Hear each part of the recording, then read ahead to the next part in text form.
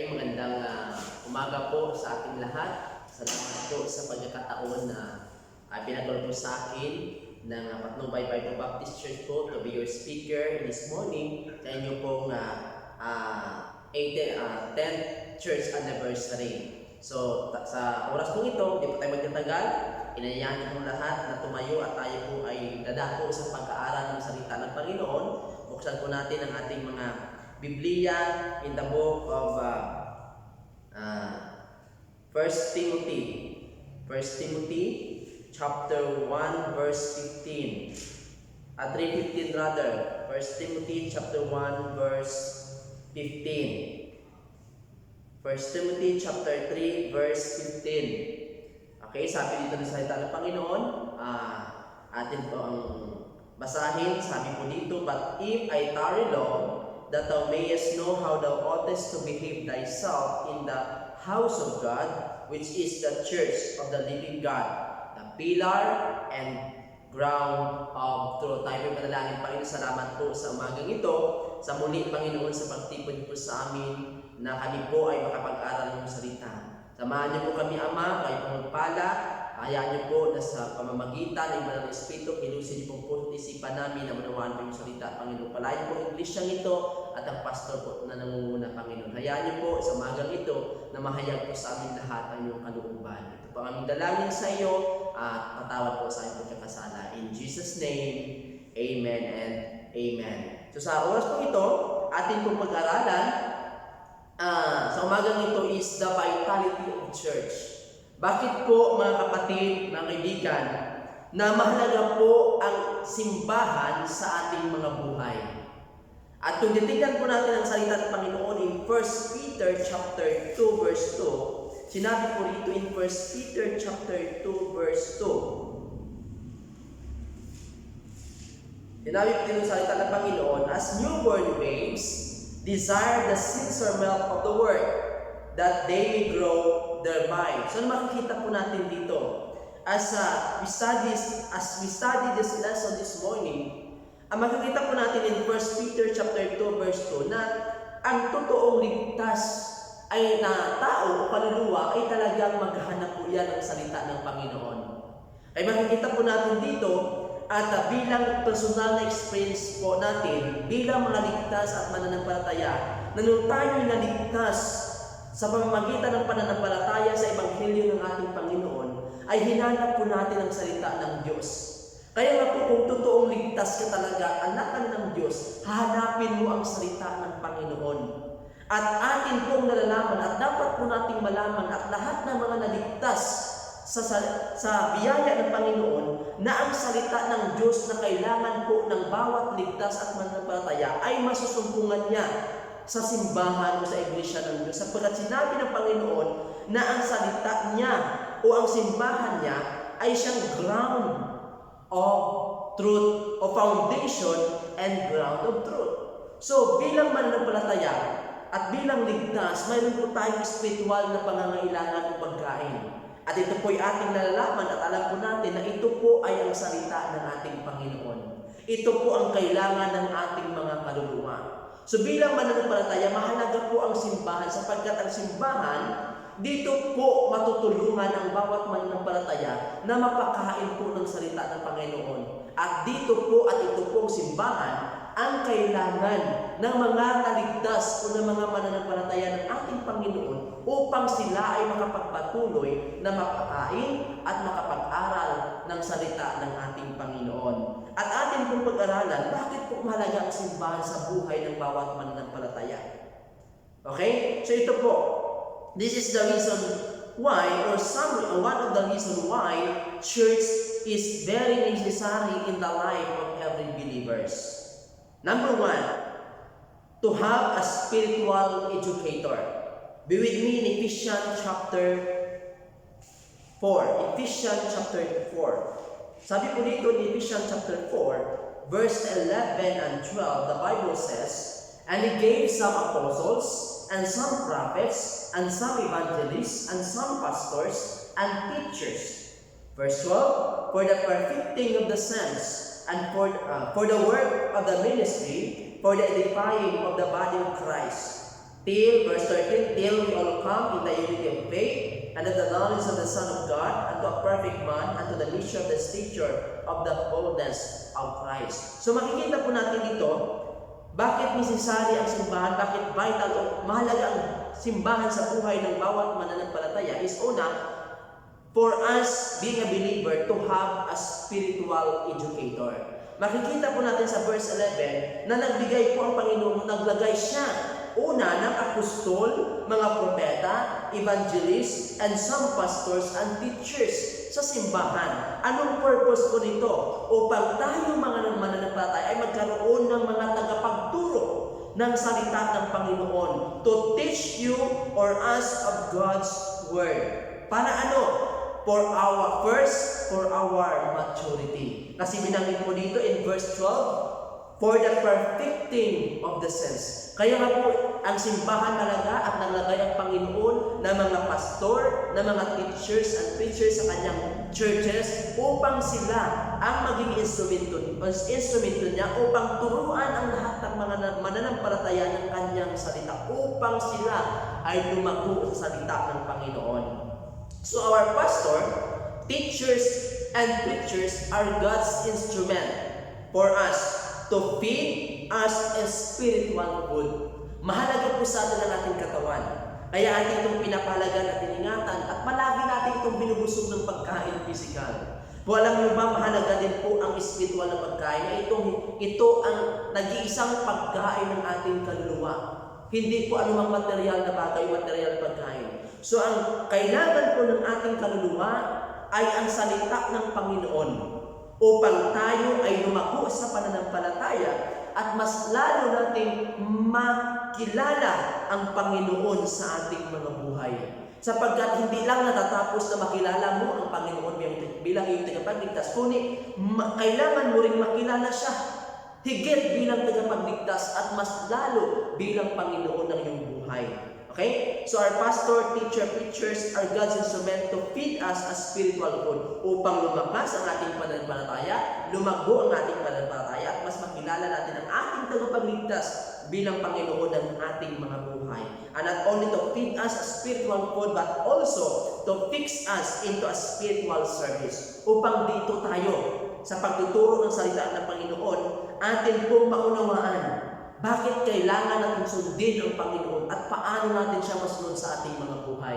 At bakit kailangan bilang mga naligtas ay magawa nating paglingkuran ang Panginoon. So maunawaan po natin yan at magawang sundin at paglingkuran ng ating Panginoon kung tayo po ay matuturuan ng kanyang salita at lumago po sa salita ng Panginoong Diyos. Okay? So pangalawa, to have a spiritual educator. First, to teach you of God's Word, and also, secondly, for God's ministry. Kasi sabi mo dito in verse 12 in Ephesians, for the perfecting of the saints, for the work of the ministry. So ano po ito, mga kapatid? So ang purpose po ng simbahan, o mahalaga ang simbahan sa atin, upang tayo mga mananampalataya, maliban sa ma-educate, lumago, maturuan ng salita ng Panginoon, o so matulungan po tayo na to help us discover your ministry. To discover your ministry. Alam niyo po ba, bilang mananampalataya, lahat po tayo nung naligtas ay mayroon po tayong spiritual gifts. At mayroon po tayong mga talents. Na ito po mga bagay nito, ibinigay po ng Panginoon sa atin o pinagkaloob upang magamit po sa kanyang ministeryo.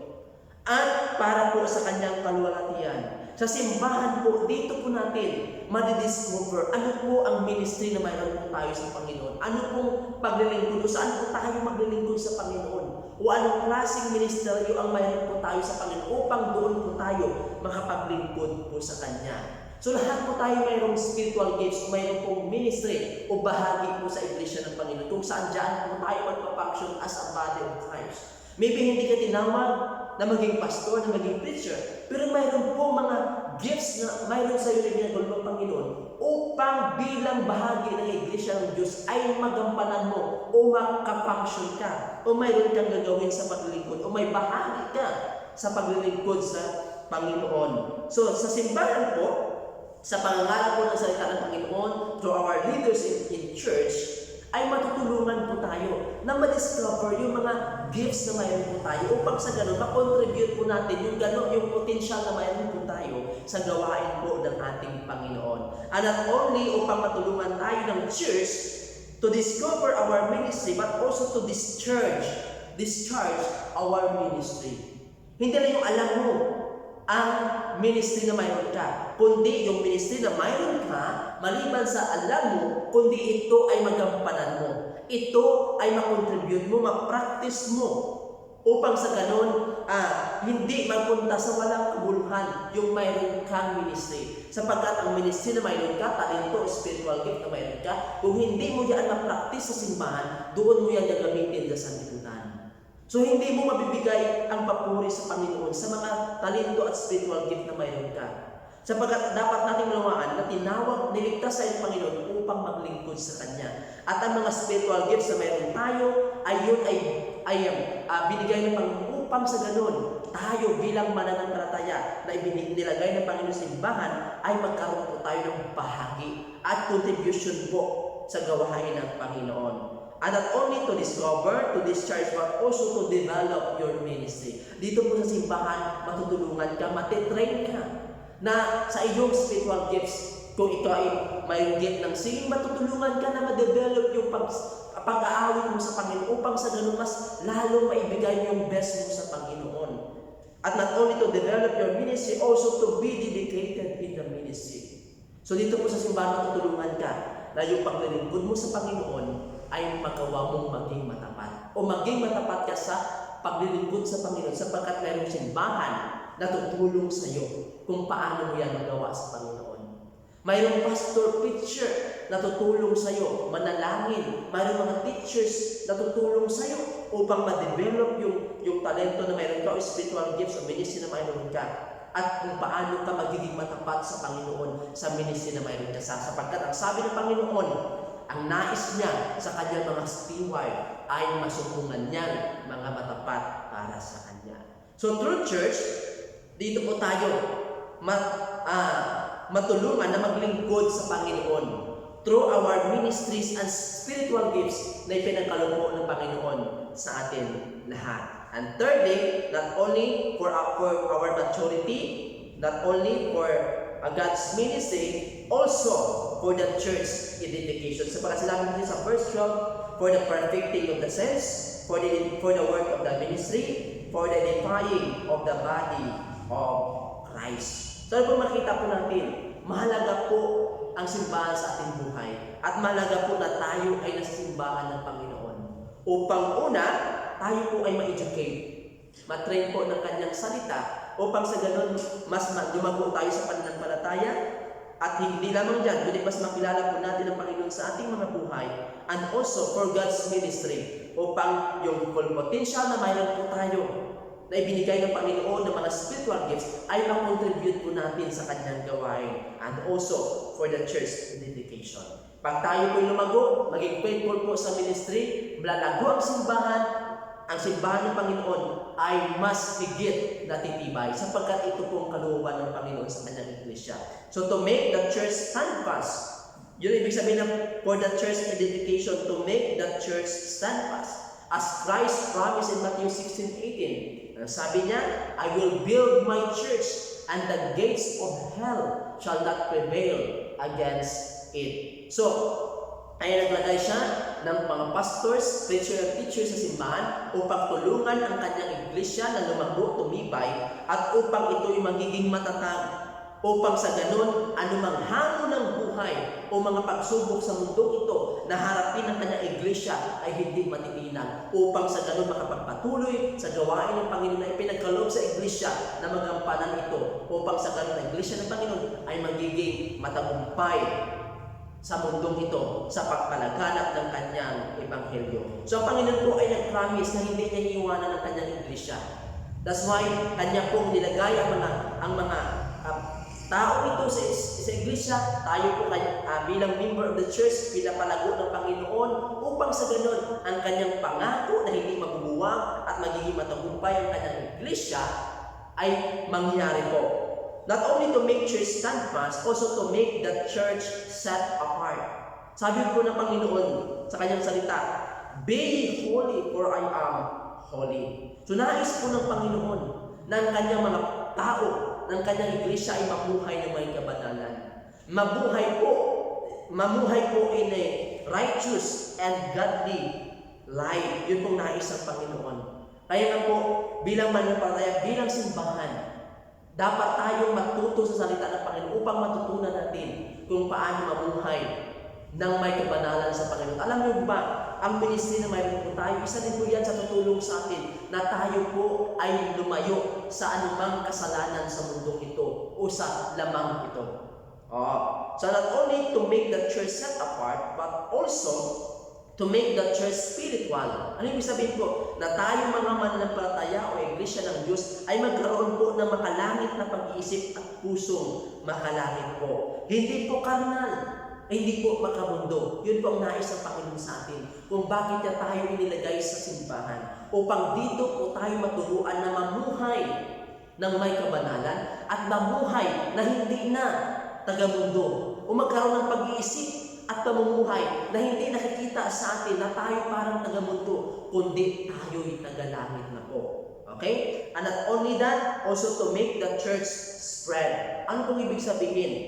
Upang ang simbahan ay lalong lumago, lumaganap, at maging masunurin sa kautusan ng Panginoon o sa kautusan ipinagkaloob ng Panginoon sa kanyang iglesia na ano?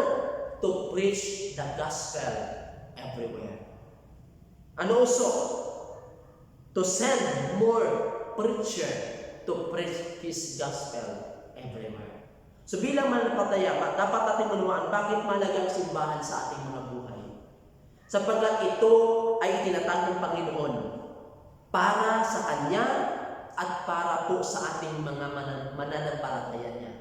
Upang tayo'y matulungan na lumago at maingatan sa ating mga buhay habang tayo nasa mundo na ito. At upang higit sa lahat, magawa po natin paglingkuran ng Panginoon sa ating mga buhay. At masunod ang kalooban ng Diyos sa ating mga buhay sa pamamagitan po ng kanyang iglesia.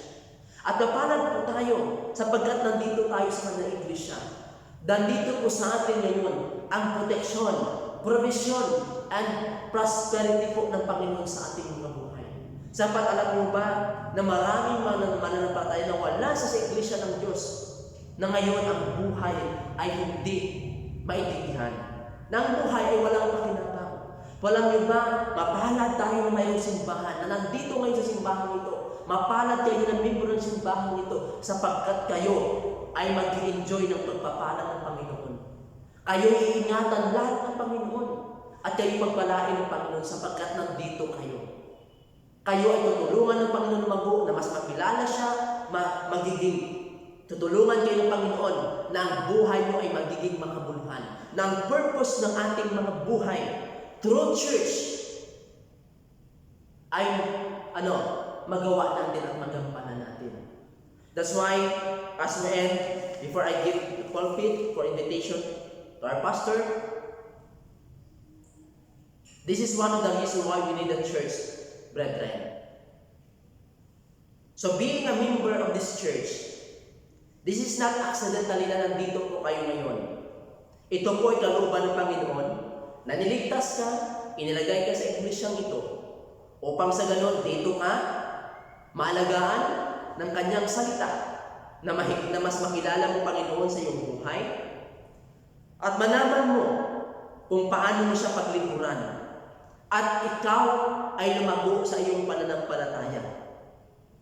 At nais ng Diyos na ang buhay mo ay maging kapakinabang sa Kanya.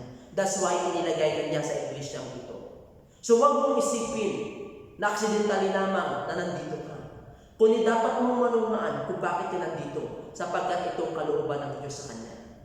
So ang gagawin mo ngayon ay magpatuloy ka sa iglesyang inilagay ng Panginoon. Sa iglesyang kung saan inilagay ka ng Panginoon.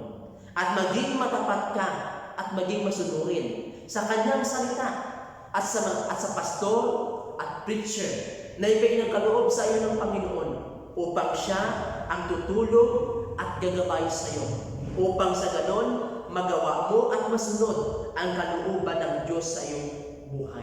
At higit sa lahat, maging kabahagi ka ng Iglesia ng Diyos na Kanyang binigyan ng malaking tungkulin upang ipalaganap sa buong mundo ang pinakadakilang trabaho na Kanyang binigay sa Kanyang Iglesia na ipalaganap at ipangaral ang Kanyang salita sa buong mundo.